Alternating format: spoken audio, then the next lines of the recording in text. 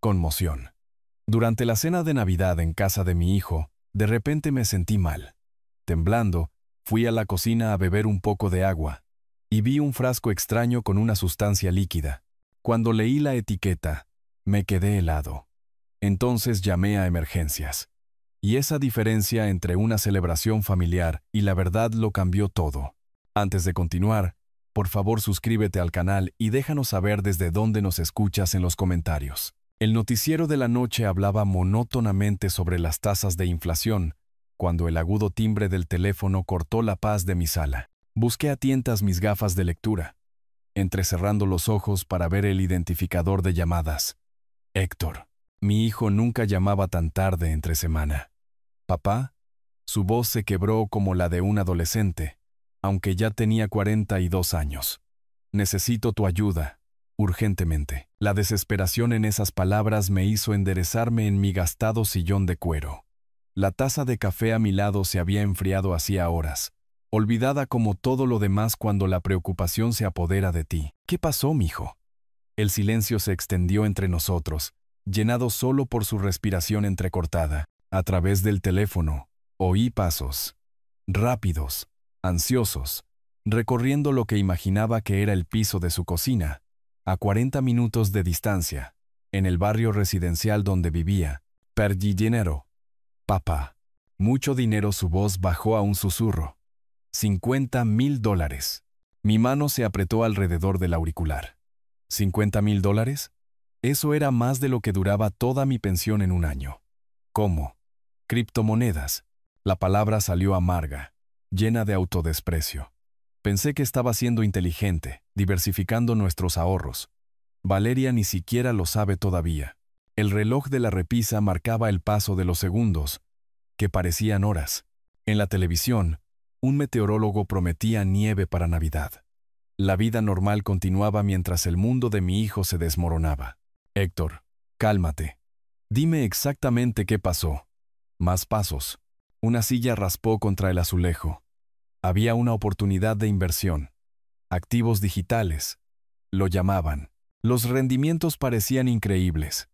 30% en 6 meses. Usé nuestro fondo de emergencia, el dinero de la universidad de los niños. Incluso, pedí un préstamo contra la casa. Mi pecho se oprimió. ¿Hipotecaste la casa? No toda. Solo un préstamo sobre el valor líquido de la vivienda. $25,000. Su voz se rompió por completo ahora. Papá, están exigiendo el pago. Los acreedores. Dicen que si no consigo el dinero para el 15 de enero, comenzarán los procedimientos de embargo. Me levanté. Mis viejas rodillas protestaron. La sala de estar de repente se sintió demasiado pequeña. Las paredes presionando hacia adentro. A través del ventanal, las luces de Navidad de la señora López brillaban alegremente al otro lado de la calle. Un recordatorio de que las familias normales se preparaban para las fiestas, no para desastres financieros. ¿Has hablado con un abogado? Quizás haya opciones. No puedo pagar un abogado. La voz de Héctor subió. El pánico superando la vergüenza. Apenas puedo pagar la comida. ¿Entiendes lo que te digo? Podrían quitarnos la casa. Valeria y los niños no tendrían a dónde ir. La imagen me golpeó como agua fría. El rostro gentil de mi nuera. La pequeña Luna preguntando por qué tenían que mudarse. Mateo, de 8 años, preguntándose si era su culpa de alguna manera. Los niños nunca deberían cargar con los errores de sus padres. Tiene que haber algo que podamos hacer, dije. Más para mí que para Héctor. Tengo algunos ahorros. Quizás. Papá, no entiendes. Su voz se volvió aguda, cortante. Esto no son unos cientos de dólares. Esto es dinero serio de adultos. Dinero que cambia la vida. El tono me dolió. ¿Cuándo había empezado mi hijo a hablarme como si yo fuera un niño? Como si mi modesta pensión y mis cuidadosos ahorros fueran de alguna manera insuficientes. Estoy tratando de ayudarte, Héctor. Lo sé. Lo sé. Exhaló con voz temblorosa. Pero necesito ayuda real. Ayuda sustancial. Del tipo que realmente marca la diferencia. La estática crepitó en la conexión. Afuera, la puerta de un auto se cerró de golpe. Sonidos normales de una noche normal en un vecindario normal donde los hijos no llamaban a sus padres, rogando que los rescataran de su propia estupidez. Pero Héctor seguía siendo mi hijo. Y a pesar de todo, de las malas decisiones, de ese aire de derecho que a veces se colaba en su voz, seguía siendo el niño que solía ayudarme a rastrillar las hojas en este mismo jardín, que lloró cuando su pez dorado murió, que me llamaba su héroe. «Dime qué necesitas», dije en voz baja. El silencio que siguió duró demasiado, lo suficiente como para darme cuenta de que Héctor había estado construyendo hacia algo específico. Toda esta conversación, la cuidadosa revelación de detalles, el énfasis en el bienestar de los niños, había estado conduciendo a un lugar en particular. «¿Papá?». La voz de Héctor cambió de nuevo, más suave ahora, casi gentil. Pero por debajo, capté algo más. Algo que hizo que mi estómago se contrajera con una repentina inquietud. «Estoy aquí. Hay una forma en que podrías ayudar. Una solución real que arreglaría todo». La forma en que dijo solución real hizo que se me helara la sangre. Permanecí de pie junto a mi sillón, con el teléfono presionado tan fuerte contra mi oreja que me dolía. Fuera lo que fuera que Héctor estuviera a punto de sugerir, ya sabía que no me gustaría. ¿Qué tipo de solución? Bueno, se aclaró la garganta, y pude imaginarlo pasándose la mano libre por el cabello, como hacía desde niño cuando planeaba algo cuestionable. ¿Sabes cómo siempre te quejas de mantener esa casa grande? Las facturas de la calefacción, las reparaciones del techo, el trabajo del jardín. Mi agarre en el auricular se tensó. «Héctor, ¿a dónde quieres llegar? La casa vale al menos $300,000 ahora, probablemente más con la forma en que los valores de las propiedades han estado subiendo. Y estás allí solo, papá. Es demasiado para alguien de tu edad». «¿Alguien de mi edad?». Las palabras salieron más agudas de lo que pretendía. Tengo 68 años, no 98. Pero piénsalo de forma práctica. Su voz adoptó ese tono paciente, de explicarle a un niño, que siempre me daba ganas de colgar. Vives dando vueltas en 4 habitaciones tú solo. Los costos de mantenimiento se están comiendo tu pensión. Y honestamente, ¿no serías más feliz en un lugar más pequeño? ¿En algún lugar con menos responsabilidad? Me hundí de nuevo en mi sillón, la comprensión inundándome como agua helada. ¿Quieres que venda mi casa?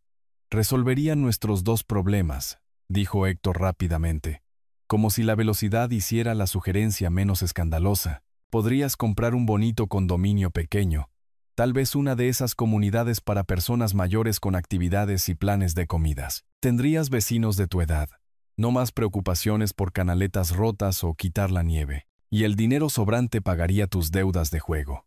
No fue una apuesta, papá. Fue una inversión. Me levanté de un salto otra vez, la rabia creciendo en mi pecho como vapor en una tetera. Esta es mi casa, Héctor. Aquí es donde tu madre y yo vivimos durante 37 años, donde te criamos, donde ella murió. Mamá se fue hace 3 años, su voz se volvió fría, mecánica. No va a volver porque mantenga su habitación exactamente igual. La crueldad de eso me golpeó como un golpe físico. De hecho, me tambaleé, buscando la pared con una mano para estabilizarme. ¿Cómo te atreves? Estoy siendo práctico. Tú estás siendo sentimental por un edificio. Un edificio. Mi voz se elevó hasta resonar en las paredes de este edificio. Estas paredes que guardan cada recuerdo importante de mi vida adulta. Aquí es donde tu madre plantó sus rosas, donde teníamos la mañana de Navidad contigo cada año hasta que te mudaste, donde te enseñó a andar en bicicleta en la entrada. Y ahora es solo una carga costosa. La paciencia de Héctor se estaba agotando, su desesperación sangrando a través de la manipulación ensayada. Papá, sé honesto. ¿Cuándo fue la última vez que usaste el piso de arriba? ¿Cuándo fue la última vez que recibiste a alguien en ese comedor formal? Pensé en el cuarto de costura de Isabel, sin cambios desde el día en que murió. La forma en que la luz de la mañana todavía golpeaba su silla de lectura junto a la ventana del dormitorio. La cocina donde me había preparado el café cada mañana durante casi 4 décadas. No lo entiendes, dije en voz baja. Entiendo que estás siendo egoísta. Las palabras golpearon como una bofetada. Mi familia está a punto de perderlo todo. Y tú estás preocupado por mantener un santuario del pasado. Un pasado que se ha ido, papá. Mamá se ha ido. No me hables de tu madre. Ella querría que nos ayudaras. Querría que ayudaras a sus nietos. Pero estás tan envuelto en tus preciosos recuerdos que no puedes ver más allá de tus propios sentimientos. Me ardía el pecho. La habitación daba vueltas ligeramente. La voz de Héctor continuaba. Implacable ahora. Piensa en Luna y Mateo. Piensa en Valeria. ¿Importan menos que tus habitaciones vacías y tus álbumes de fotos? Eso no es justo. Y lo sabes. Lo que no es justo es ver a mis hijos quedarse sin hogar mientras mi padre se sienta en una casa que vale cientos de miles de dólares. Demasiado terco para tomar la decisión inteligente. Decisión inteligente. Como si vender la casa donde había construido toda mi vida fuera solo otra transacción financiera. Como si el recuerdo de Isabel pudiera empaquetarse y trasladarse a algún complejo de apartamentos estéril diseñado para gente que espera morir. La respuesta es no. Silencio. Luego, ¿qué? No, Héctor. No venderé mi casa para pagar por tus errores. ¿Mis errores? Su voz se volvió viciosa. ¿Te refieres a mi intento de mantener mejor a mi familia?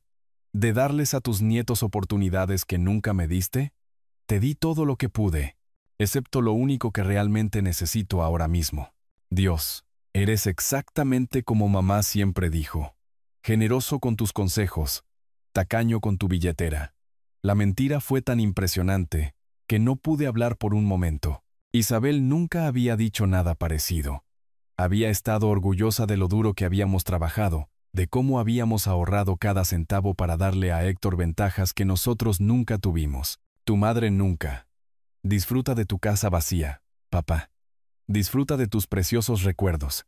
Espero que te mantengan caliente cuando estés muriendo solo en ese lugar. La línea quedó muerta. Me quedé allí sosteniendo el teléfono, el tono demarcado zumbando en mi oído como una avispa enojada. Me temblaban las manos, me temblaba todo el cuerpo. Lenta, cuidadosamente, coloqué el auricular de nuevo en su base. El silencio que siguió se sintió diferente al silencio cómodo de mis noches habituales. Este era hueco, quebradizo, el tipo de silencio que sigue a las explosiones. Me hundí de nuevo en mi sillón, pero mi cuerpo no se calmaba. Cada músculo permanecía tenso, esperando otro golpe. Las palabras de Héctor resonaban en la habitación vacía, muriendo solo en ese lugar, como si esta casa, este hogar, fuera de alguna manera una prisión en lugar del santuario que Isabel y yo habíamos creado juntos. Miré alrededor de la sala de estar con nuevos ojos, tratando de ver lo que Héctor veía. Los muebles eran viejos, pero estaban bien mantenidos. La alfombra mostraba patrones de desgaste de 30 años de vida diaria. Fotos familiares cubrían la repisa. La graduación de Héctor, su boda, las fotos escolares de los niños. ¿Era realmente solo un museo del pasado? Mis pies me llevaron a la cocina sin pensamiento consciente. Memoria muscular, tal vez. O la necesidad de estar en algún lugar donde la presencia de Isabel se sintiera más fuerte. La mesa de roble donde habíamos desayunado cada mañana durante décadas. La ventana sobre el fregadero donde ella había estado lavando platos, tarareando melodías de espectáculos desafinadas. El teléfono sonó de nuevo y mi corazón dio un vuelco. Héctor llamando para disculparse. Pero el identificador de llamadas mostraba el número de Arturo. Rodrigo. Suenas terrible. ¿Qué pasa? Arturo vivía a 3 casas de la mía. Había sido mi amigo desde antes de que Isabel enfermara. Habíamos trabajado juntos en la fábrica de autos durante 15 años antes de jubilarnos, con meses de diferencia. Si alguien lo entendería, sería Arturo. Llamó Héctor, dije. Y de alguna manera esas 2 palabras lo contenían todo. Ah, déjame adivinar.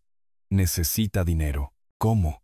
Rodrigo, conozco a ese muchacho desde que robaba manzanas de mi árbol a los 7 años. Siempre ha sido impulsivo. ¿En qué se ha metido esta vez? Le conté todo a Arturo, el desastre de las criptomonedas, la amenaza de ejecución hipotecaria, la casa. Cuando llegué a las últimas palabras de Héctor sobre morir solo, Arturo hizo un ruido de disgusto. Ese pequeño manipulador, usando a tus nietos como palanca emocional, y luego atacándote cuando no funciona. Pero, ¿y si tiene razón? La pregunta me había estado carcomiendo desde que colgué. Tal vez estoy siendo egoísta. Tal vez. Detente ahí mismo. La voz de Arturo se volvió aguda. Criaste a ese muchacho. Le pagaste la universidad. Lo ayudaste con el pago inicial cuando compró esa casa. No le debes tu hogar porque tomó decisiones estúpidas con su dinero. Pero los niños. Los niños tienen padres que deberían haber pensado en ellos antes de arriesgar sus fondos universitarios en esquemas para hacerse ricos rápidamente. Esto no es tu culpa, Rodrigo. Saqué una silla de la cocina y me senté pesadamente. A través de la ventana, podía ver la luz del porche de Arturo brillando. Qué curioso cómo un vecino podía brindar más consuelo que tu propio hijo. Dijo que Isabel querría que los ayudara. Isabel querría que ayudaras si pudieras, pero también querría que mantuvieras tu dignidad y tu hogar. Estaría furiosa con Héctor por siquiera pedirlo. La verdad de eso me golpeó profundamente. Isabel había amado a Héctor ferozmente, pero nunca había tolerado la manipulación o el chantaje emocional. Habría visto a través de sus tácticas de inmediato. ¿Qué debo hacer, Arturo? Nada. Al menos no esta noche. No tomes ninguna decisión mientras estés enojado y herido. Héctor probablemente volverá a llamar mañana, ya sea para disculparse o para intentar un enfoque diferente. Date tiempo para pensar con claridad. Después de que colgamos, me quedé sentado en la cocina durante mucho tiempo. El refrigerador zumbaba. La calefacción se encendió, sonidos normales de la casa que habían sido mis compañeros durante 40 años. Pensé en la sugerencia de Héctor. Una comunidad para personas mayores con actividades y planes de comidas. La idea me dio escalofríos. Diversión organizada con gente que no conocía. Comiendo comida de cafetería. Viviendo en una caja diseñada para la conveniencia en lugar de la comodidad. Luego pensé en la mañana de Navidad, a 3 semanas de distancia. Durante los últimos 3 años desde que Isabel murió, la familia de Héctor había venido aquí. Luna y Mateo abriendo regalos bajo el árbol en la sala de estar. Valeria ayudándome a preparar la cena en esta cocina. Héctor fingiendo disfrutar mi café mientras deseaba en secreto que fuera más fuerte. ¿Sería esta la última Navidad en nuestro hogar? ¿El enojo de Héctor envenenaría incluso esa tradición? Saqué los álbumes de fotos que Isabel había mantenido tan cuidadosamente, pasando páginas de recuerdos. El día de nuestra boda. Ambos tan jóvenes y serios. Los primeros pasos de Héctor en el piso de esta cocina. Fiestas de cumpleaños en el patio trasero. Isabel en su jardín, orgullosa de los tomates que crecían más grandes que pelotas de béisbol. Cada habitación de esta casa contenía pedazos de nuestra vida juntos. No santuarios del pasado, como afirmaba Héctor, sino los cimientos de quién era yo. ¿Cómo podría explicar que vender esta casa sería como vender mi propia historia? Arturo tenía razón en una cosa. No debía tomar decisiones esta noche, pero mientras cerraba los álbumes de fotos y apagaba la luz de la cocina, supe que algo había cambiado entre Héctor y yo. Algo que tal vez nunca sanaría por completo. El niño que solía ayudarme a rastrillar las hojas se había convertido en un hombre dispuesto a destruir la paz mental de su padre por dinero, y no estaba seguro de que el perdón llegara fácilmente para ninguno de los dos. El sueño había sido esquivo. Había pasado la noche repasando las crueles palabras de Héctor, la sabiduría de Arturo y mis propios sentimientos heridos. A las 10 de la mañana siguiente, estaba sentado en mi sillón familiar con mi tercera taza de café, mirando el teléfono como si pudiera darme respuestas. Los extractos bancarios que había sacado del cajón de mi escritorio estaban esparcidos sobre la mesa de café. $15,000 en ahorros. Mi pensión mensual de $2,800. No mucho para los estándares de Héctor, pero dinero honesto ganado a través de 40 años de trabajo de ingeniería. Tal vez había sido demasiado precipitado. Tal vez todavía había lugar para un compromiso. Levanté el auricular. Marqué el número de Héctor antes de que pudiera perder el valor. El teléfono sonó 2 veces antes de que respondiera. Papá, sonaba distraído, tal vez desayunando. Héctor. Me aclaré la garganta. Elegí mis palabras con cuidado. Estuve pensando en nuestra conversación de anoche. Quizás empezamos con el pie izquierdo. Una pausa. Ruido de fondo. Valeria preguntando algo. Héctor haciéndola callar. Mira, no puedo darte $50,000, continué, pero revisé mis ahorros. Tengo $15,000 disponibles. No es mucho, pero es algo. El silencio se alargó lo suficiente como para que me preguntara si nos habíamos desconectado. ¿$15,000? La voz de Héctor tenía ese mismo tono despectivo de ayer. Papá, eso no es ni cerca de lo que necesito. Sé que no es la cantidad total, pero ayudaría con la presión inmediata. Tal vez te daría tiempo para negociar un plan de pagos con los acreedores. ¿Plan de pagos? Héctor se rió, pero no había humor en ello. Estas no son compañías de tarjetas de crédito, papá. Esta es gente seria que quiere su dinero ahora. Agarré la taza de café con más fuerza. Bueno, ¿y si te sirvo de aval para un préstamo? Mi crédito sigue siendo bueno. O tal vez podríamos buscar una refinanciación parcial de mi casa. Para. La voz de Héctor se volvió aguda. Deja de pensar en pequeño. No necesito unos pocos miles aquí y allá. Necesito dinero real. Dinero sustancial. $15,000 es sustancial para mí. Ese es exactamente el problema. Tu idea de lo sustancial y la realidad son dos cosas diferentes. Mi pecho se oprimió. Héctor, estoy tratando de ayudarte. No, estás tratando de sentirte mejor contigo mismo mientras ofreces dinero de bolsillo. ¿Tienes idea de cómo se ven $50,000? Tus $15,000 son patéticos. La palabra golpeó como un golpe físico. Patético. Mis ahorros de toda la vida, cuidadosamente acumulados a través de décadas de vida modesta, descartados como patéticos por mi propio hijo. Quizás si no hubieras apostado la seguridad de tu familia, no me sermonees sobre la responsabilidad desde tu torre de marfil. Has estado viviendo de la pensión de papá y del seguro de vida de mamá durante 3 años, dando vueltas en una casa que vale más de lo que la mayoría de la gente ve en su vida. El seguro de vida de tu madre apenas cubrió sus facturas médicas. El punto es que tienes opciones. Opciones reales. Simplemente eres demasiado egoísta para usarlas. Ahí estaba esa palabra otra vez. Egoísta. Como si querer conservar la casa donde había construido toda mi vida adulta fuera de alguna manera moralmente incorrecto. Te ofrecí lo que podía pagar, dije en voz baja. Lo que podías pagar sin incomodarte. ¿Qué hay de lo que yo puedo pagar? ¿Qué hay de lo que tus nietos pueden pagar cuando estemos viviendo en nuestro auto? No van a vivir en su auto. ¿Cómo lo sabes? ¿Cómo sabes algo de lo que estamos enfrentando? Te sientas en tu casa cómoda con tu pensión, haciendo juicios cómodos sobre la desesperación de otras personas. Me levanté, caminé hacia la ventana de la cocina. Afuera, la luz de la mañana de invierno hacía que todo pareciera austero y frío. Héctor, por favor, hablemos de esto con calma. Estoy tranquilo.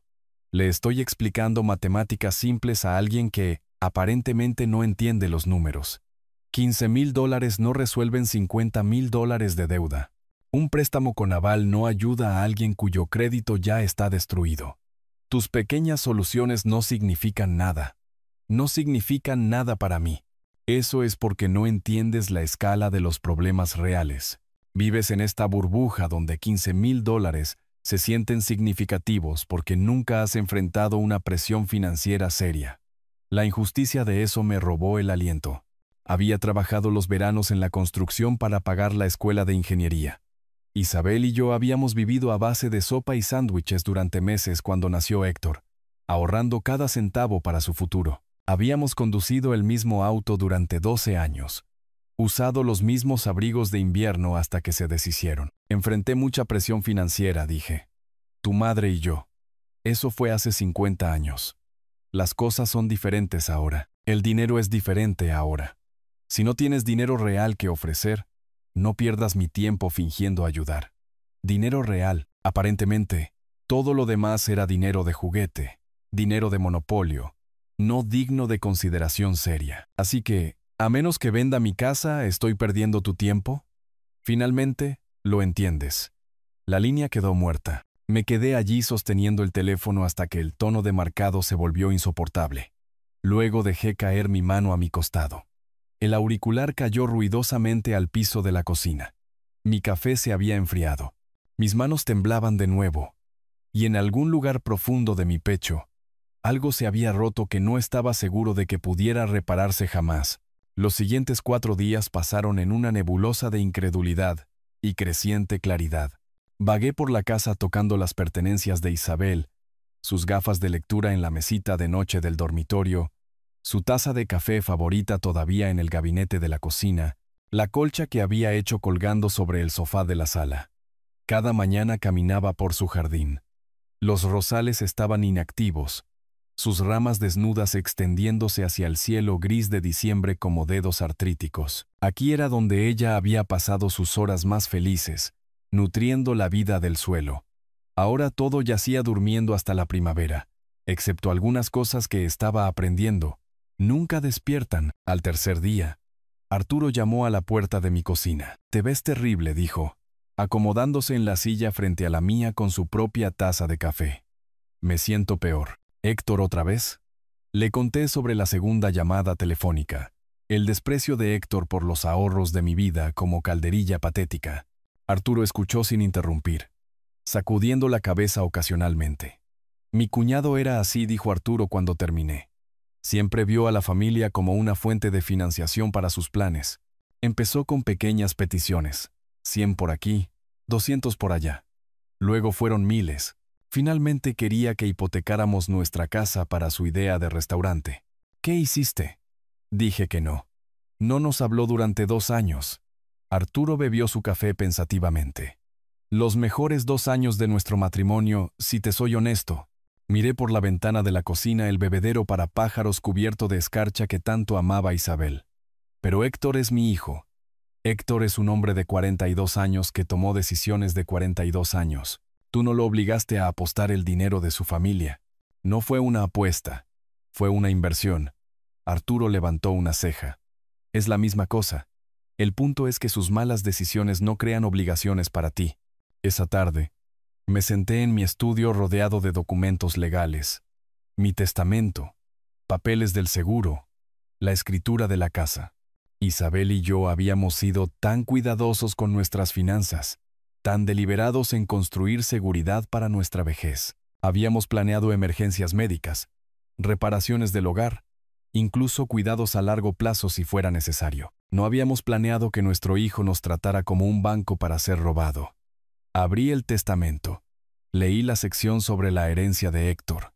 Todo iría a él eventualmente. La casa, los ahorros restantes, las joyas de Isabel. Pero eventualmente no era lo suficientemente pronto para Héctor. Quería su herencia ahora, mientras yo todavía respiraba. La revelación me golpeó como agua fría. Héctor ya no pensaba en mí como su padre. Pensaba en mí como un obstáculo que se interponía entre él y el dinero. Esa noche, Arturo llamó para ver cómo estaba. «Sigo pensando en algo que dijiste», le dije, sobre que la familia es una fuente de financiación. ¿Eso es todo lo que soy para Héctor ahora? ¿Qué piensas tú? Pensé en el tono de Héctor cuando llamó patéticos a mis ahorros, la crueldad casual cuando descartó 40 años de planificación cuidadosa como insignificantes, la forma en que había colgado en el momento en que no acepté vender mi casa. «Creo que mi hijo se ha ido», dije en voz baja. «Y no sé quién es esta persona que ha tomado su lugar». «A veces la gente te muestra quiénes son realmente cuando están desesperados», dijo Arturo. «A veces la desesperación solo revela lo que siempre estuvo allí». «¿Crees que Héctor siempre fue así de egoísta?» «Creo que Héctor siempre fue un mimado. Tú e Isabel le dieron todo lo que quería. La universidad pagada, ayuda con el pago inicial de su casa, regalos de Navidad para los niños cada año. Nunca ha tenido que enfrentar consecuencias reales por sus malas decisiones. La verdad de eso dolió. Le habíamos facilitado las cosas a Héctor, quizás demasiado». «¿Qué diría Isabel sobre todo esto?», pregunté. Arturo guardó silencio por un momento. «Isabel estaría desconsolada, pero también estaría furiosa con Héctor por tratarte de esta manera. Ella querría que te protegieras». Después de que colgamos, caminé por la casa una vez más. Cada habitación guardaba recuerdos de la familia que Héctor decía que yo era egoísta por preservar. Sus primeros pasos en el pasillo, fiestas de cumpleaños en el comedor, mañanas de Navidad alrededor del árbol en la sala de estar. Pero esos recuerdos eran de un Héctor diferente.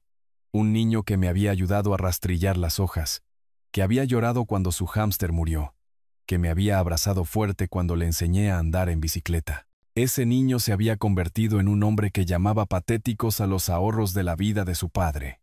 De pie en el cuarto de costura de Isabel, tomé una decisión. No vendería mi casa para financiar las malas decisiones de Héctor, pero tampoco dejaría que destruyera lo que quedaba de nuestra relación con sus demandas y manipulación. La próxima vez que Héctor llamara, estaría listo con una respuesta que protegiera tanto mi hogar como mi dignidad. Solo esperaba tener la fuerza para seguir adelante. El 21 de diciembre llegó con el tipo de frío amargo que hace doler los huesos. Estaba revolviendo la sopa para la cena cuando sonó el teléfono, cortando la calidez de la cocina como el viento de invierno a través de una puerta abierta. El nombre de Héctor apareció en el identificador de llamadas. Mi mano dudó sobre el auricular. Las advertencias de Arturo resonando en mi memoria. Habían pasado 5 días desde el brutal desprecio de Héctor por mi ayuda. 5 días de silencio que en realidad me habían traído paz. Al cuarto timbrazo, respondí. «Papá». La voz de Héctor sonaba diferente, más suave, casi insegura. «Me alegra que hayas contestado». No dije nada, esperando. «Mira, te debo una disculpa, una grande». Hizo una pausa y pude oír ruidos de fondo, Valeria moviéndose por lo que parecía ser su cocina, las voces distantes de los niños. Estuve completamente fuera de lugar el otro día. El estrés hace que la gente diga cosas terribles, pero eso no es excusa. Aún así, permanecí en silencio. Algo se sentía ensayado en sus palabras demasiado cuidadosamente elegidas. «Papá, ¿estás ahí?» «Estoy aquí. He estado pensando en lo que dijiste, sobre tomar las cosas con más calma, encontrar otras soluciones. Tal vez tengas razón. Tal vez estaba siendo demasiado exigente». Exigente. Esa era una palabra para describirlo. «La cosa es», continuó Héctor, su voz calentándose con lo que sonaba como emoción genuina. «Navidad es en 4 días. Valeria ha estado cocinando toda la semana. Y los niños han estado preguntando por el abuelo Rodrigo. Quieren mostrarte sus proyectos escolares, contarte sobre su lista de Navidad». A través del teléfono, oí la voz de un niño, Mateo, tal vez, gritando algo sobre regalos, sonidos familiares normales que tiraban de partes de mi corazón que había estado tratando de proteger. «Sé que te lastimé», dijo Héctor en voz baja. «Sé que dije cosas que fueron crueles e injustas, pero papá, es Navidad. Ven a cenar. Seamos una familia otra vez». La invitación quedó suspendida en el aire entre nosotros. Una parte de mí, la parte del abuelo, la parte que recordaba a Héctor como un niño dulce, quería aceptar de inmediato.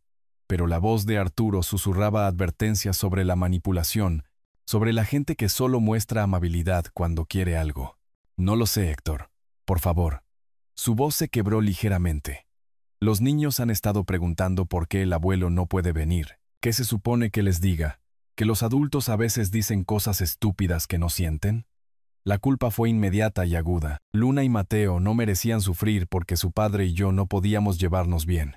Eran inocentes en todo esto. Solo niños que querían a su abuelo en la cena de Navidad. ¿Le has contado a Valeria sobre tu situación financiera?» Una pausa. Algo. «Sabe que las cosas están apretadas. No toda la verdad entonces.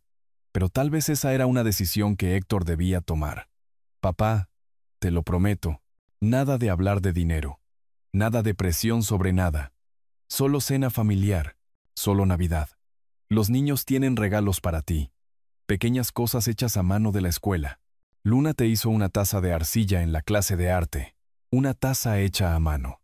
La idea de mi nieta moldeando cuidadosamente la arcilla, pensando en mí, casi rompió mi resolución por completo. Valeria está haciendo su famoso asado», continuó Héctor. «¿Recuerdas cuánto te gustó el año pasado? Ha estado planeando el menú durante semanas. Podía imaginarlo. La cocina cálida, las risas de los niños, el caos cómodo de la reunión familiar. Había sido mi tradición favorita desde que Isabel murió. El único día de cada año en que la casa se sentía verdaderamente viva de nuevo. «No aceptaré un no por respuesta», dijo Héctor, pero su tono era juguetón ahora, como el que solía usar cuando pedía horas de acostarse más tarde o una asignación extra. Los niños nunca me perdonarían si el abuelo se perdiera la Navidad. Detrás de su voz, oía a Valeria gritar algo sobre poner la mesa. Oía a uno de los niños preguntar si venía el abuelo. Sonidos familiares normales de gente familiar normal. Tal vez estaba siendo demasiado desconfiado. Tal vez el estrés realmente había hecho que Héctor dijera cosas que no sentía. Tal vez la cena de Navidad podría ayudarnos a encontrar el camino de regreso el uno al otro. ¿A qué hora?, me oí preguntar. A las 4 en punto. ¿Y papá? Gracias. Esto significa todo para todos nosotros. Después de colgar, me quedé en mi cocina sosteniendo el teléfono, viendo el vapor subir de mi sopa olvidada. Algo todavía se sentía mal en el repentino cambio de opinión de Héctor, pero la perspectiva de ver a Luna y Mateo superaba mi precaución. 4 días hasta la cena de Navidad, 4 días para decidir si estaba cometiendo un terrible error. El 22 de diciembre amaneció nítido y brillante. La luz del sol de invierno entrando a raudales por las ventanas de mi habitación como una promesa. Por primera vez en días, me desperté sin ese nudo familiar en el estómago. La disculpa de Héctor se había sentido genuina. Y la perspectiva de ver a Luna y Mateo me llenó de una anticipación que no había sentido desde que Isabel murió. Mientras hacía café, me encontré tarareando uno de sus villancicos favoritos. La melodía se sentía oxidada en mi garganta, pero correcta de alguna manera. Saqué el calendario de mi cocina. Marqué con un círculo el 24 de diciembre con un bolígrafo rojo. Luego me eché hacia atrás para admirarlo, como un niño marcando la cuenta regresiva para la mañana de Navidad. La juguetería del centro bullía de compradores de última hora. Vagué por los pasillos con cuidado, estudiando las recomendaciones de edad y el valor educativo de la manera en que Isabel me había enseñado. Para Luna, elegí un juego de química diseñado para jóvenes científicos. Siempre había sido curiosa sobre cómo funcionaban las cosas. Mateo recibió un modelo de avión para armar, algo que podríamos construir juntos si volvía a visitarme. En la caja, la vendedora sonrió. Nietos con suerte. Eso espero, dije, sintiéndolo más de lo que ella podría saber.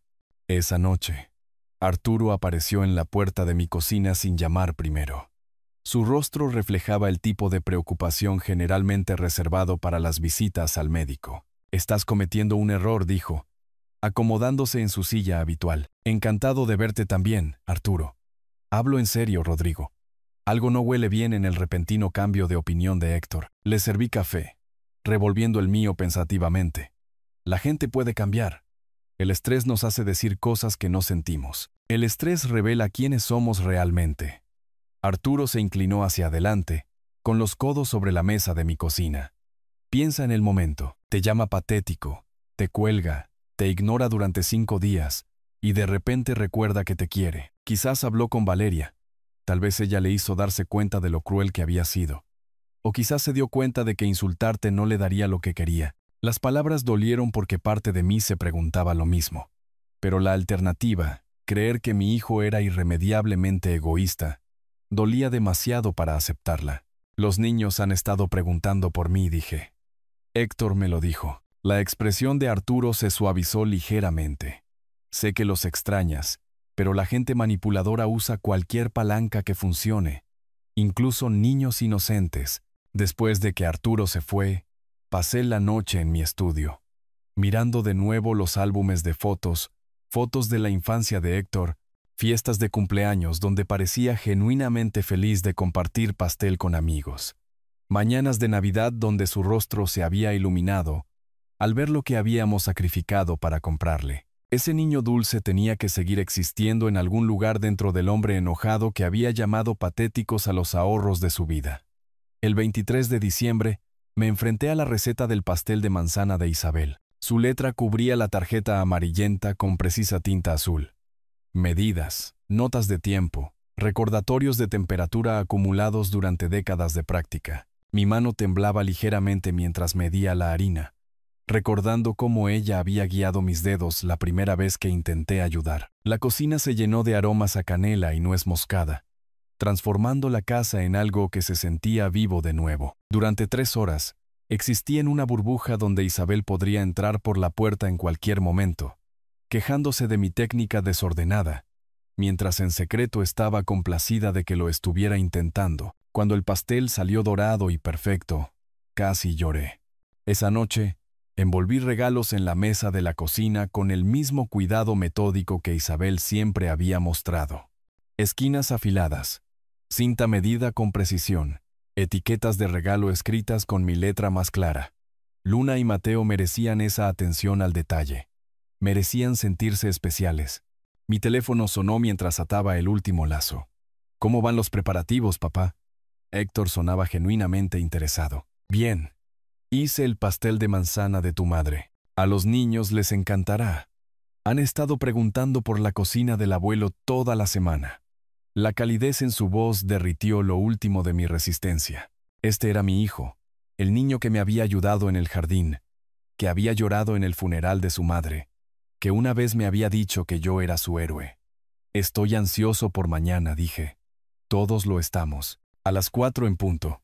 Y papá, gracias por darnos otra oportunidad. Después de colgar, preparé mi ropa para la Nochebuena. El suéter rojo que Isabel me había tejido mi última Navidad, pantalones planchados. La corbata que Héctor me había dado para el Día del Padre, hacía 2 años. Todo tenía que ser perfecto. De pie en mi habitación, vi mi reflejo en el espejo del tocador de Isabel, un anciano preparándose para pasar la Navidad con su familia, la esperanza y el nerviosismo luchando en su expresión. Las advertencias de Arturo resonaban en mi memoria, pero las hice a un lado. Valía la pena correr algunos riesgos, especialmente cuando había niños inocentes involucrados. Mañana, descubriría si mi son realmente había cambiado, o si las sospechas de Arturo estaban justificadas. La Nochebuena llegó gris y fría, pero mi ánimo se mantuvo brillante mientras cargaba los regalos envueltos en mi auto. El viaje de 40 minutos hasta la casa de Héctor pasó rápidamente, lleno de ensayos mentales de conversaciones con mis nietos y una cuidadosa navegación por calles suburbanas desconocidas. El barrio de Héctor se veía perfecto. Buzones a juego, céspedes cuidados, luces de Navidad brillando en cada techo. Su casa estaba al final de una calle sin salida, decorada con coronas y guirnaldas que Valeria probablemente había pasado días arreglando. Recogí los regalos de mi asiento trasero, respirando profundamente el aire invernal antes de caminar hacia la puerta principal. A través del vidrio esmerilado, podía ver movimiento, oír las voces de los niños alzadas con entusiasmo. Héctor abrió la puerta antes de que pudiera llamar. Su rostro se iluminó con lo que parecía ser alegría genuina. Papá, justo a tiempo. Me atrajo en un fuerte abrazo que se sintió real, no actuado. Los niños han estado vigilando tu auto durante 1 hora. Antes de que pudiera responder, Luna apareció al lado de Héctor, su cabello oscuro volando mientras se lanzaba a mis piernas. Abuelo, te extrañamos tanto. Mateo se materializó segundos después, un poco más reservado pero sonriendo ampliamente. ¿Trajiste los trucos de magia? Mamá dijo que podrías recordar algunos. El calor que inundó mi pecho era puro y sin complicaciones. Estos niños me amaban sin agenda, sin cálculos sobre dinero o propiedades. Su afecto era lo más honesto que había experimentado en meses. Veamos qué trajo Santa para ustedes, también dije, levantando las bolsas de regalo. La sala de estar resplandecía con alegría navideña. Un árbol de más de 2 metros cargado de adornos, calcetines colgando de la repisa, jazz suave sonando desde altavoces ocultos. Valeria salió de la cocina con un delantal espolvoreado de harina, su sonrisa cálida pero de alguna manera tensa. Rodrigo, qué maravilloso ver. Su abrazo se sintió tentativo y evitó el contacto visual prolongado. La cena está casi lista.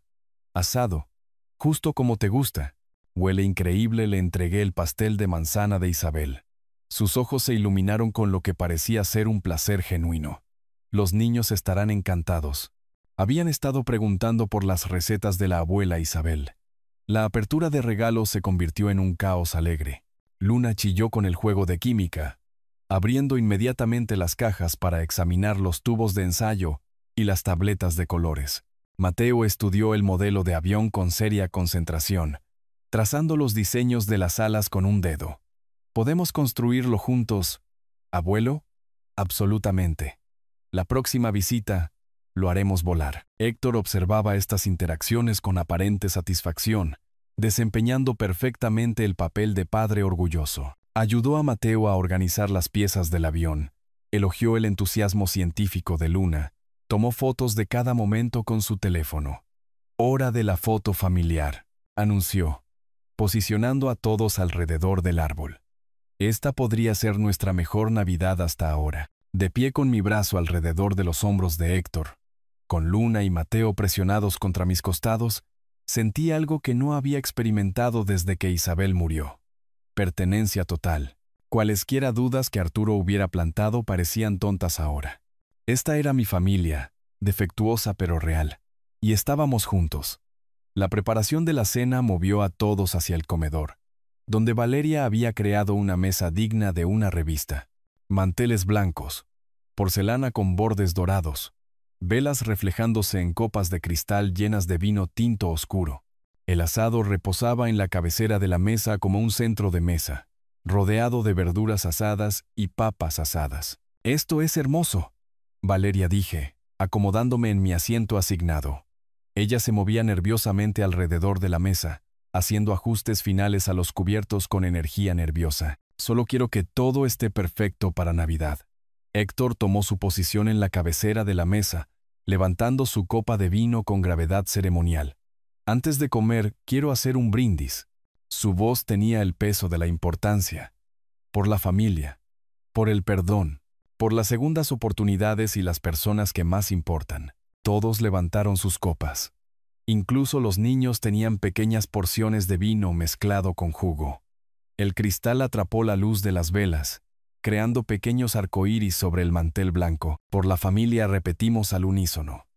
El vino era excelente, rico y suave con toques de cereza. Saboreé tanto el sabor como el momento, sintiéndome agradecido por la madurez de Héctor al contactarme, por la hospitalidad de Valeria, por el amor incondicional de mis nietos. Alrededor de la mesa, la conversación fluyó fácilmente. Mateo describió el desfile de Navidad de su escuela.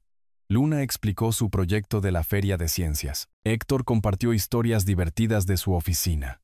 Interacción familiar normal, del tipo que Isabel y yo habíamos soñado cuando Héctor era pequeño. Pero cuando alcancé mi vaso de agua, algo se sintió ligeramente mal. Un leve mareo, como levantarse demasiado rápido después de estar sentado demasiado tiempo. Parpadeé, atribuyéndolo al vino y la emoción de la noche. La conversación continuó fluyendo alrededor de la mesa mientras saboreaba el momento de unidad familiar. Héctor cortaba el asado con habilidad práctica, mientras Valeria servía las verduras. Los niños parloteaban sobre sus planes para la mañana de Navidad. Todo se sentía perfectamente normal, perfectamente correcto. «Abuelo, ¿quieres ver mi taza de arcilla después de la cena?», preguntó Luna, rebotando ligeramente en su silla. «Absolutamente. He oído que es una obra maestra». El vino había sido más fuerte de lo que esperaba, dejándome una agradable sensación de calor. O tal vez era solo la alegría de ser incluido de nuevo, de sentarme en una mesa familiar donde era querido en lugar de simplemente tolerado. Alcancé mi vaso de agua. Noté que mi mano parecía ligeramente temblorosa. Debe ser la emoción. Mi corazón se había acelerado desde que llegué, abrumado por el entusiasmo de los niños y la aparente transformación de Héctor. «Papá, te ves un poco sonrojado», observó Héctor con lo que sonaba como genuina preocupación. «¿Todo bien? Solo calor».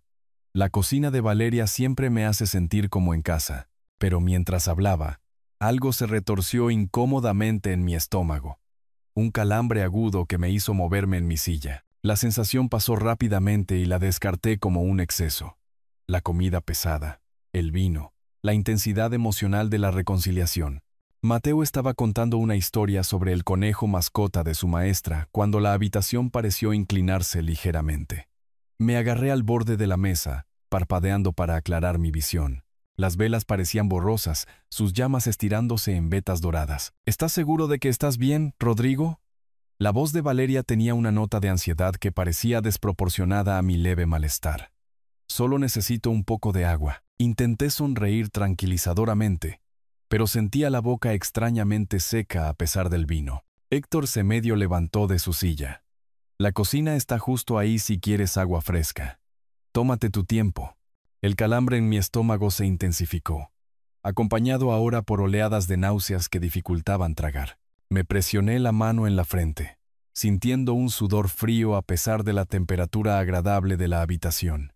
Tal vez debería. Empecé a levantarme. Luego me senté de nuevo abruptamente mientras el mareo me invadía. El comedor giraba lentamente, los rostros alrededor de la mesa volviéndose suaves y desenfocados.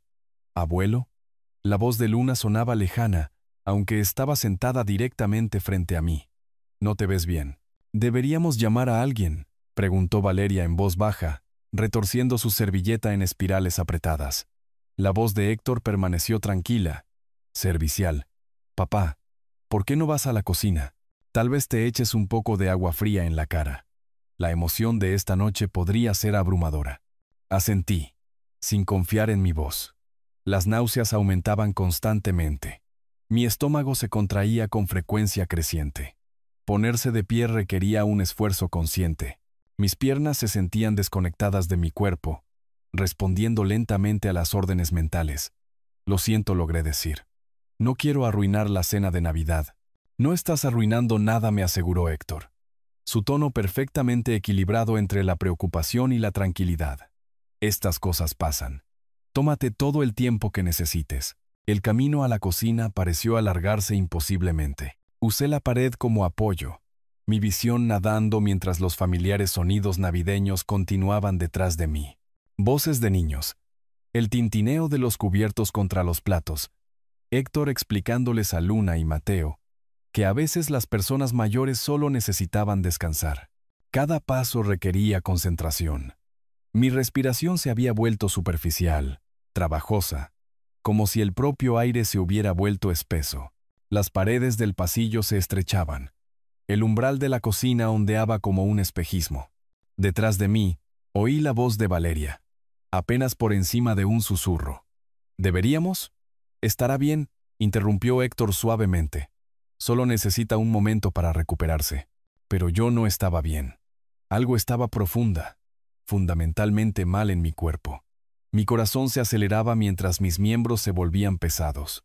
Mi boca tenía un sabor metálico, extraño. El calor confortable de la cena familiar se había transformado en algo frío y aterrador. Llegué al umbral de la cocina, agarrándome al marco para estabilizarme. La habitación más allá se veía diferente de alguna manera. Las sombras parecían más profundas, las superficies más distantes. Todo lo familiar se había vuelto amenazante. La cocina se sintió como entrar en un mundo diferente.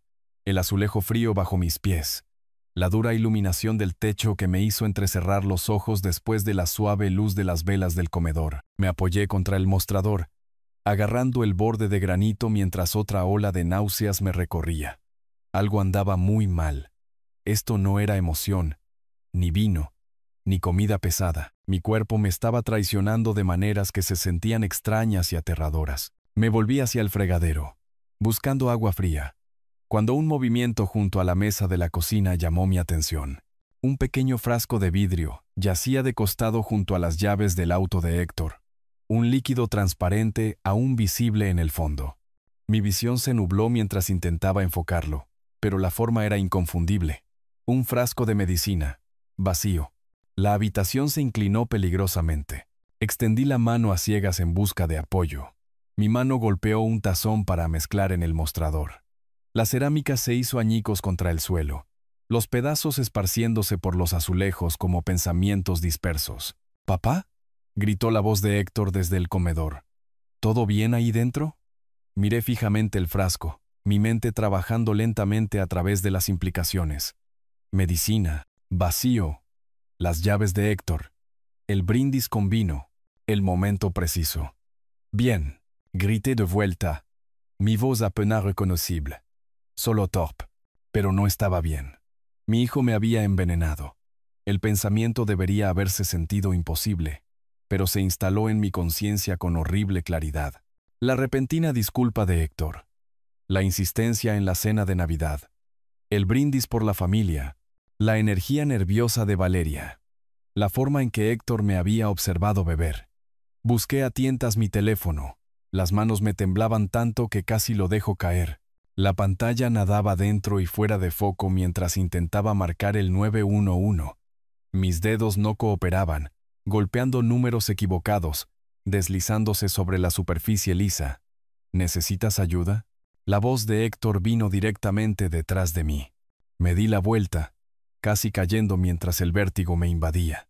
Estaba de pie en el umbral de la cocina, Ya no llevaba la máscara de hijo preocupado. Su expresión era tranquila, calculadora, casi curiosa, mientras me observaba luchar. ¿Tú hiciste esto? Las palabras salieron arrastradas, espesas. ¿Me envenenaste? Héctor entró en la cocina, cerrando la puerta silenciosamente detrás de él.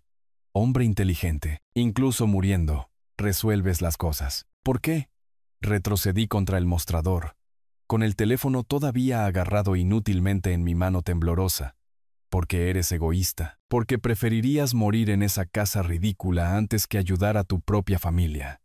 Porque elegiste los recuerdos sobre el futuro de tu son. La frialdad en su voz era peor que el veneno que corría por mi sistema. Esto no era estrés o desesperación hablando. Esto era cálculo, planificación, asesinato. Los niños. Heredaremos todo una vez que te hayas ido. Y soy tu único familiar sobreviviente. Nunca les faltará nada de nuevo. Intenté presionar el 911 en mi teléfono, pero Héctor se movió más rápido de lo que mis debilitados reflejos podían manejar. Me quitó el dispositivo de las manos, deslizándolo por el mostrador y fuera de mi alcance. Eso no será necesario. Estás teniendo un ataque al corazón provocado por la emoción de la cena de Navidad. Muy triste, muy creíble para un hombre de tu edad. ¿Valeria lo sabe?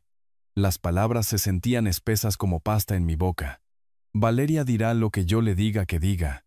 Es buena siguiendo instrucciones cuando el bienestar de nuestros hijos está en juego. Mis piernas cedieron. Me deslicé por las puertas del gabinete hasta que estuve sentado en el frío suelo de azulejos, con la espalda presionada contra la madera que se sentía como mi única ancla a la realidad. La cocina giraba lentamente a mi alrededor, con Héctor de pie en el centro como el ojo de un huracán.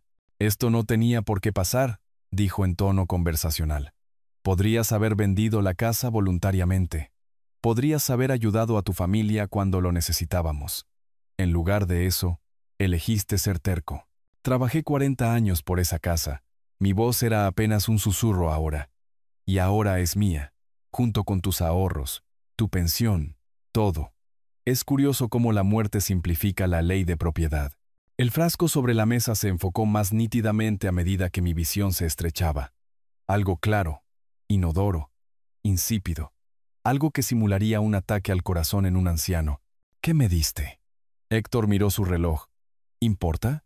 Estarás inconsciente en unos 10 minutos. Muerto en 30. El forense encontrará a un anciano que se esforzó demasiado durante una velada emotiva. 10 minutos. Tenía 10 minutos para salvarme, o evitar que Héctor destruyera otras vidas. Mi teléfono yacía a unos 2,5 metros de distancia, en una cocina que bien podría haber estado a 8 millas. Luna y Mateo, Jade, me aman. Lo superarán. Los niños son resilientes.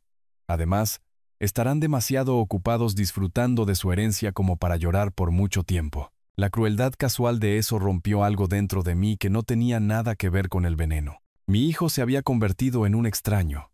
No, peor que un extraño.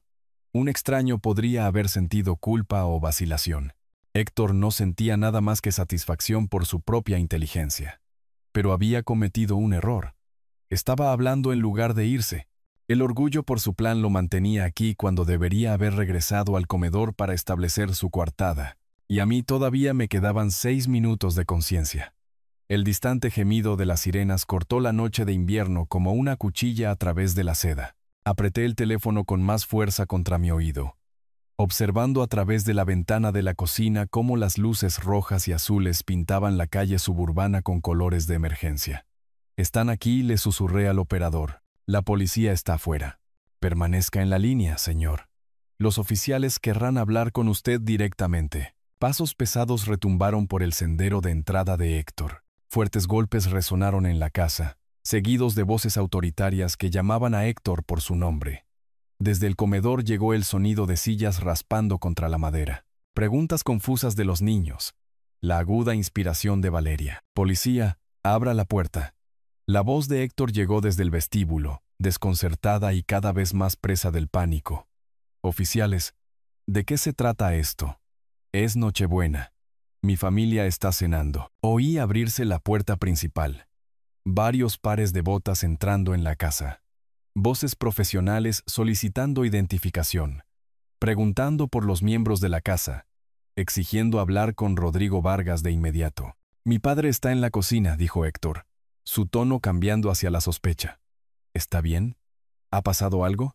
La puerta de la cocina se abrió de golpe.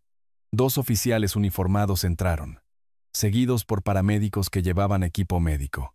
La primera oficial, una mujer de ojos amables y cabello entrecano, se acercó a mí con cuidado. «Señor Vargas, soy la oficial Martínez. Entendemos que ha sido envenenado». Sostuve el pequeño frasco de vidrio con dedos temblorosos. «Veneno para ratas, a base de arsénico. Lo encontré escondido entre los frascos de especias después de beber el vino que me hizo enfermar». La oficial Martínez tomó la botella con manos enguantadas, estudiando la etiqueta a través de una bolsa de pruebas. Su compañero comenzó a fotografiar la cocina, documentando el estante de especias, las copas de vino que aún estaban sobre el mostrador. «La persona que lo envenenó, ¿sigue en la casa? Mi hijo, Héctor, está en el comedor con su familia».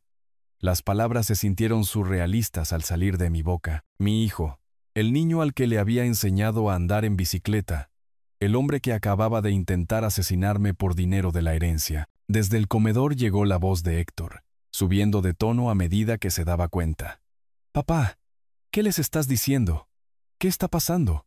La oficial Martínez habló por su radio. «Necesito oficiales de respaldo en el comedor. Sospechoso presente con potenciales rehenes. Los niños son inocentes», dije rápidamente. Su esposa, Valeria, sabía del plan pero fue amenazada para que cumpliera. «Los niños no saben nada». Los paramédicos comenzaron a revisar mis signos vitales, preguntando sobre síntomas y tiempo. Manguito de presión arterial, oxímetro de pulso, preguntas sobre náuseas y mareos. Su eficiente profesionalismo fue tranquilizador. Iba a sobrevivir a esto. La puerta de la cocina se abrió de golpe. Héctor estaba enmarcado en el umbral, su rostro pasando por la confusión, la comprensión y finalmente la furia fría. «¿Llamaste a la policía? ¿En Nochebuena? ¿Delante de mis hijos?» 2 oficiales lo flanquearon de inmediato, con las manos apoyadas en sus armas de servicio. Los ojos de Héctor se fijaron en la bolsa de pruebas que contenía la botella de veneno y su expresión cambió por completo. La máscara de hijo preocupado desapareció, reemplazada por algo calculador y peligroso. «Héctor Vargas está bajo arresto por intento de asesinato». La voz de la oficial Martínez era firme, profesional. «Tiene derecho a guardar silencio». «Esto es una locura». La voz de Héctor se quebró por la desesperación. «No envenené a nadie». Está confundido, enfermo, haciendo acusaciones. Pero sus ojos contaban una historia diferente. El cálculo cuidadoso seguía allí, sopesando opciones, buscando rutas de escape o explicaciones que pudieran funcionar. Cualquier cosa que diga puede y será usada en su contra en un tribunal de justicia. Las esposas hicieron clic con una finalidad metálica. El rostro de Héctor perdió todo color. Mientras la realidad lo golpeaba, su plan había fracasado por completo. No solo estaba vivo, sino que había encontrado pruebas que lo enviarían a prisión. Desde el comedor llegó el sonido de niños llorando, la voz de Valeria tratando de consolarlos a través de sus propios sollozos, Luna llamando a su papi, Mateo preguntando por qué la policía estaba siendo mala con todos. Los niños, le dije a la oficial Martínez, no deberían ver esto. Los servicios sociales están en camino. Nos aseguraremos de que estén protegidos. Héctor fue conducido a través de la cocina hacia la puerta principal, con la cabeza gacha, los hombros caídos en señal de derrota. Mientras pasaba junto a mi silla, levantó la vista por última vez. «Espero que estés satisfecho», dijo en voz baja. «Has destruido a tu propia familia». «No, Héctor. Tú hiciste eso cuando decidiste que el dinero valía más que el amor». Los paramédicos me ayudaron a ponerme de pie, soportando mi peso mientras nos movíamos hacia la ambulancia que esperaba afuera. A través de la ventana delantera, pude ver a los vecinos reuniéndose en sus jardines a pesar del frío, atraídos por las luces de emergencia y la actividad policial. La Nochebuena en ese suburbio tranquilo se había convertido en la escena de un crimen. Mientras me subían a la ambulancia, alcancé a ver a Valeria sosteniendo a ambos niños, los tres llorando mientras una trabajadora social se acercaba con palabras amables y papeles oficiales. La familia que Héctor había afirmado estar protegiendo ahora estaba completamente destrozada por sus acciones. Las puertas de la ambulancia se cerraron, cortando la visión de luces intermitentes y sueños rotos. Febrero trajo el tipo de mañana fresca que hacía que todo se sintiera posible de nuevo. Estaba en mi cocina preparando café de la manera en que Isabel me había enseñado hacía 40 años, viendo a Arturo maniobrar por mi entrada helada con su habitual determinación cuidadosa. Los últimos 2 meses habían transformado mi vida de maneras que nunca podría haber imaginado. El juicio de Héctor había durado solo 3 días. La evidencia era abrumadora, su plan demasiado obvio, su motivo demasiado claro. 15 años por intento de asesinato sin posibilidad de libertad condicional durante la primera década. Buenos días, sobreviviente, dijo Arturo, quitándose la nieve de las botas en mi puerta trasera. ¿Cómo te sientes? Agradecido. La palabra salía más fácil ahora que en enero, cuando el dolor y la traición habían dificultado la simple respiración. El café está fresco. Habíamos desarrollado nuevas rutinas desde mi salida del hospital. Las visitas diarias de Arturo, comidas compartidas, conversaciones tranquilas sobre todo excepto la ubicación actual de Héctor en la prisión estatal. Algunas heridas necesitaban tiempo para sanar adecuadamente. El timbre sonó exactamente a las 9. Valeria estaba en mi porche delantero con Luna y Mateo, sus maletas de fin de semana listas para otra estancia con su abuelo. Los procedimientos de divorcio habían sido rápidos. Nadie quería seguir casado con un intento de asesino. Pero la situación financiera de Valeria seguía siendo precaria. Señor Vargas, dijo, su voz todavía cargada de vergüenza incluso 3 meses después. Gracias de nuevo por esto. Sé que no tiene que hacerlo. Son mis nietos, interrumpí gentilmente. Este también es su hogar. Luna y Mateo pasaron corriendo junto a su madre, familiarizados ya con la rutina del fin de semana. Tareas en la mesa de la cocina, proyectos de tarde en el garaje, cuentos por la noche junto a la chimenea. Actividades normales de abuelo que se sentían revolucionarias después de todo lo que habíamos sobrevivido. ¿Terminaste el avión, abuelo?, preguntó Mateo, dirigiéndose ya hacia el banco de trabajo donde nuestro modelo reposaba en diversas etapas de finalización, esperando a que conectes las alas. No podemos tener un primer vuelo adecuado sin el ingeniero jefe presente. Mientras los niños se instalaban, Valeria y yo revisamos el papeleo legal que se había convertido en parte de nuestra nueva realidad. El fideicomiso educativo para Luna y Mateo estaba totalmente financiado ahora. Matrícula universitaria, escuela de posgrado si lo elegían, dinero para libros y gastos de manutención. El intento de Héctor de robarles el futuro, en cambio, lo había asegurado por completo. Las distribuciones de caridad van bien, le dije, mostrando extractos bancarios que detallaban pagos mensuales a organizaciones de veteranos, el hospital local, programas comunitarios que ayudaban a familias en crisis. Isabel lo habría aprobado. ¿Y qué hay de Héctor?, preguntó Valeria en voz baja. ¿Alguna vez piensas en visitarlo? Consideré la pregunta mientras observaba a Mateo alinear cuidadosamente las alas del avión, su pequeño rostro serio por la concentración. Pienso en el niño que solía ser. Lloro por ese niño, pero el hombre que trató de envenenarme por dinero, esa persona es un extraño. Arturo asintió con aprobación desde su silla junto a la ventana. El perdón no requiere estupidez. Los niños preguntan por su padre, a veces, continuó Valeria. No sé qué decirles. Diles que tomó malas decisiones y tiene que enfrentar las consecuencias. Diles que esas decisiones no los definen ni limitan sus futuros. Diles que su abuelo los ama. Más tarde esa tarde, Arturo y yo trabajamos en el jardín de Isabel mientras los niños jugaban en la nieve del patio trasero. Todavía faltaban semanas para la primavera, pero estábamos preparando los bancales para nuevas plantaciones, limpiando el crecimiento muerto para dejar espacio a lo que crecería después. ¿Sabes lo que he aprendido?, dije, apoyándome en mi pala. Héctor tenía razón en una cosa. Estaba viviendo en el pasado, manteniendo esta casa como un santuario para Isabel. Arturo levantó la vista del rosal que estaba podando. ¿Y ahora? Ahora es un hogar de nuevo, lleno de risas de niños y cenas familiares y personas que eligen estar aquí porque se aman, no porque quieran algo.